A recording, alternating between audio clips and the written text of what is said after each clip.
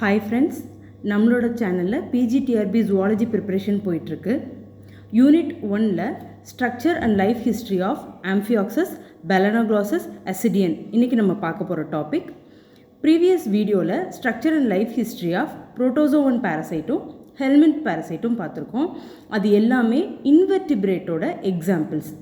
இன்றைக்கி நம்ம பார்க்க போகிறது கார்டேட்டா ஸ்டார்ட் பண்ணுறோம். கார்டேட்டாவில் எக்ஸாம்பிள்ஸ் நம்ம என்னென்ன படிக்கணும் அப்படின்னா, according to syllabus amphioxus balanoglossus ascidian.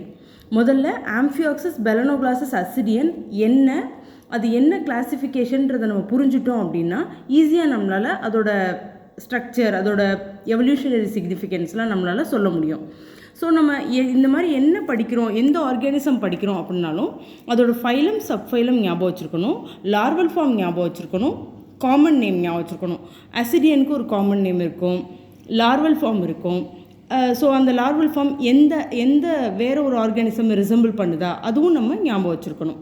Okay, இந்த எப்படி நோட்னு ஒன்று நம்ம மெயின்டைன் பண்ணுறோமோ அதே மாதிரி ரிவிஷனுக்குன்னு ஒரு நோட் மெயின்டைன் பண்ணணும். அதில் ஒரு பேஜ் ஃபுல்லாக நம்ம லார்வல் ஃபார்ம்ஸாக எழுதிட்டு வரணும், ஒரு பேஜ் ஃபுல்லாக சயின்டிஸ்ட் நேமாக எழுதிட்டு வரணும். எந்த சாப்டரில் நம்ம லார்வல் ஃபார்ம்ஸ் பார்த்தாலும் உடனே அந்த நோட்டில் எழுதி வச்சுக்கணும். அப்போ தான் நம்மளுக்கு ரிவிஷன் பண்ணுறதுக்கு ஈஸியாக இருக்கும். ஓகே, கண்டிப்பாக லார்வல் ஃபார்ம்ஸ்லேருந்து ஒரு கொஷின் கண்டிப்பாக வரும். ஓகே, இப்போ நம்ம கிளாசிஃபிகேஷன் பார்ப்போம். கிளாசிஃபிகேஷன் பார்த்தாலே உங்களுக்கு ஆம்ஃபியாக்சஸ் எப்படி இருக்கும், பெலனோக்ளாசஸ்னால் அதோட ஜென்ரல் கேரக்டரிஸ்டிக்ஸ் எப்படி இருக்கும், அசிடியன் எப்படி இருக்குன்றது நம்மளுக்கு புரிய ஆரம்பிச்சிடும். கார்டேட்டா அப்படின்னா என்ன நம்ம பார்த்தோம். கார்டேட்டாவுக்கு வந்து டார்சல் நோட்டோகார்டு இருக்கும். அதே இது இன்வெர்டிபிரேட்டாக்கு வென்ட்ரல் நோட்டோகார்டு. அந்த நோட்டோகார்டுன்றது வந்து வென்ட்ரல் சைடாக இருக்கும், கார்டேட்டாக்கு டார்சல் சைடாக இருக்கும். ஓகே, அப்போ இது கீழே வர எல்லா சப்ஃபைலம், யூரோகார்டேட்டா, செஃபலோகார்டேட்டா, வெர்டிபிரேட்டா, இது எல்லாமே சப்ஃபைலம் தான். கார்டேட்டான்றது தான் ஃபைலம். யூரோகார்டேட்டா, செஃபலோகார்டேட்டா, வெர்டிபிரேட்டா இது எல்லாருக்குமே நோட்டோகார்டு இருக்குது. ஸோ நோட்டோகார்டு எப்படி பிளேஸ் ஆகிருக்கு அப்படின்றத பொறுத்து தான் யூரோகார்டேட்டா, செஃபலோகார்டேட்டாலாம் நம்ம பிரித்து பார்க்குறோம். ஓகே, ஸோ இந்த கார்டேட்டாவில் யூரோகார்டேட்டாவும் செஃபலோகார்டேட்டாவும் புரோட்டோகார்டேட்டான்னு சொல்லுவோம். அதாவது ஒரு ரியலான வெர்டிபிரேட்டா உருவாக்குறதுக்கு முன்னாடி உருவானது. ஓகேயா, ரொம்ப ப்ரிமிட்டிவ் ஃபார்ம், ஒரு சின்ன நோட்டோகார்டு இருக்கும். ஓகேயா, யூரோகார்டேட்டா, செஃபலோகார்டேட்டா ரெண்டுமே புரோட்டோகார்டேட்டான்னு சொல்லுவோம். அந்த புரோட்டோகார்டேட்டாக்கு பிரெயினை சுற்றி நம்மளுக்கு ஒரு ஸ்கல் இருக்குல்ல, கிரேனியம் இருக்குல்ல, பிரெயினை சுற்றி ஒரு ஸ்கல் இருக்குல்லையே, அப்படி நம்ம வெர்டிபிரேட்டா கீழே வர எல்லாத்துக்குமே இந்த கிரேனியம் இருக்கும். அதனால தான் அது கிரேனியேட்டான்னு சொல்கிறோம். நீங்கள் எதை வேணாலும் எடுத்துக்கலாம், பேர்ட்ஸ், ரெப்டைல்ஸு, ஸ்னேக்காக இருக்கட்டும், சின்ன லிசர்டாக இருக்கட்டும், எல்லா வெர்டிபிரேட்ஸ்க்குமே அதோட பிரெயினை சுற்றி அதோட தலையில் ஒரு ஸ்கல் இருக்கும், ஒரு போன் இருக்கும், ஒரு கிரேனியம் இருக்கும். ஆனால் இந்த புரோட்டோகார்டேட்டா, யூரோகார்டேட்டாக்கும் செஃபலோகார்டேட்டாக்கும் இந்த கிரேனியம்ன்ற ஸ்ட்ரக்சரே இருக்காது. அதனால இது ஏக்ரேனியான்னு சொல்கிறோம். ஸோ கார்டேட்டா ஃபைலம், சப்ஃபைலம் வந்து யூரோகார்டேட்டா, செஃபலோகார்டேட்டா, வெர்டிபிரேட்டா.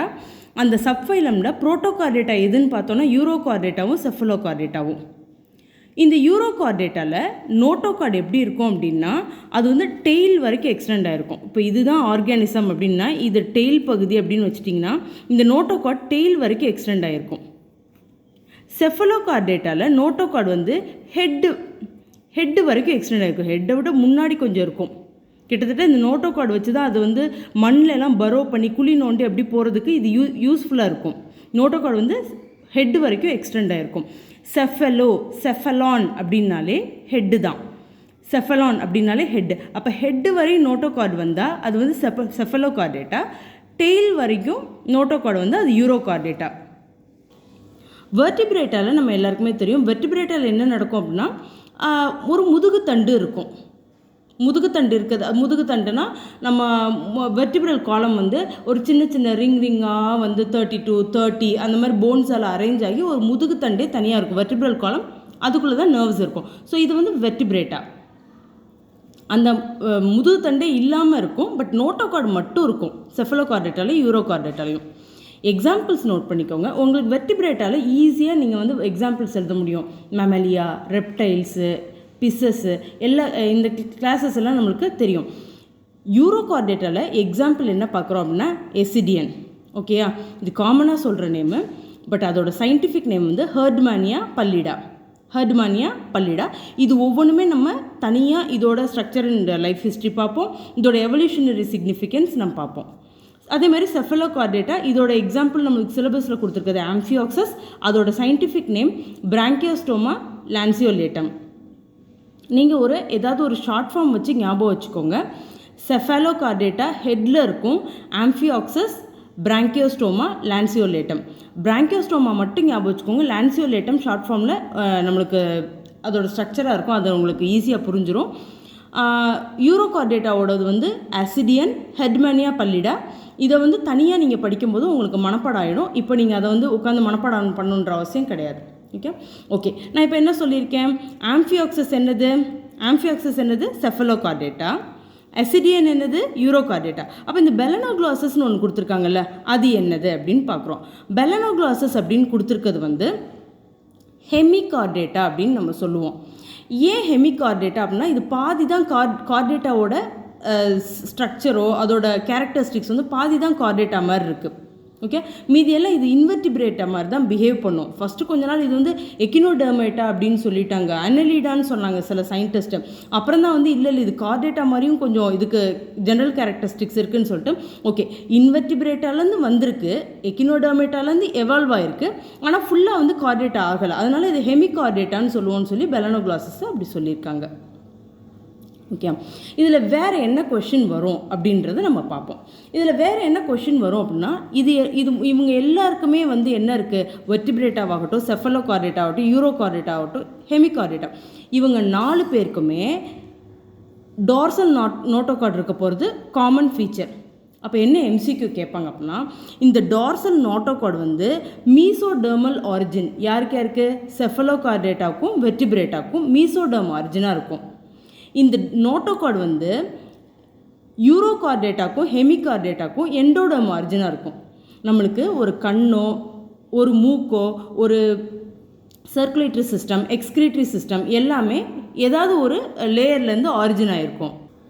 3 லேயர் இருக்குல்ல, ectoderm, endoderm, mesoderm, triple layer தான் நம்ம எல்லாமே மேடப் ஆகிருக்கோம். இந்த ட்ரிபிள் லேயரில் எந்தெந்த ஆர்கன்லாம் எக்டோடர்ம்லேருந்து வருது, எந்தெந்த ஆர்கன்லாம் எண்டோடர்ம்லேருந்து வருது, எந்தெந்த ஆர்கன்லாம் மீசோடர்ம்லேருந்து டெவலப் ஆகிருக்குன்னு நம்ம எவல்யூஷன் படிக்கும்போதும் டெவலப்மெண்டல் பயாலஜி படிக்கும்போதும் இன் டீட்டெயில் படிப்போம்.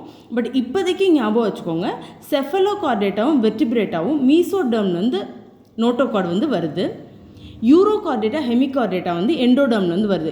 ஹெமிகார்டேட்டா இன்வெர்டிபிரேட்டாலேருந்து அப்படி வந்தது தாங்க. அதுக்கப்புறம் யூரோகார்டேட்டா வருவார். அதுக்கப்புறம் கொஞ்சம் பெரிய ஆர்கானிசமாக செஃபலோகார்டேட்டா இருப்பாங்க, எல்லாரோடவும் பெரிய ஆர்கானிசமாக வெர்டிபிரேட்டாக இருப்பாங்க. ஓகே, ஸோ ஹெமிகார்டேட்டாவும் யூரோகார்டேட்டாவும் எண்டோடர்ம்லேருந்து வந்திருக்காங்க, செஃபலோகார்டேட்டாவும் வெர்டிபிரேட்டாவும் மீசோடர்ம்லேருந்து வந்திருக்காங்க. ஸோ நெக்ஸ்ட் கிளாஸ்லேருந்து நம்ம ஆம்ஃபியாக்சஸ், பெலனோக்ளாசஸ், அசிடியன் ஒவ்வொரு கிளாஸ்லேயும் நம்ம இன் டீட்டெயில் நம்ம ஒவ்வொரு ஆர்கானிசம் பற்றி படிப்போம். தேங்க்யூ.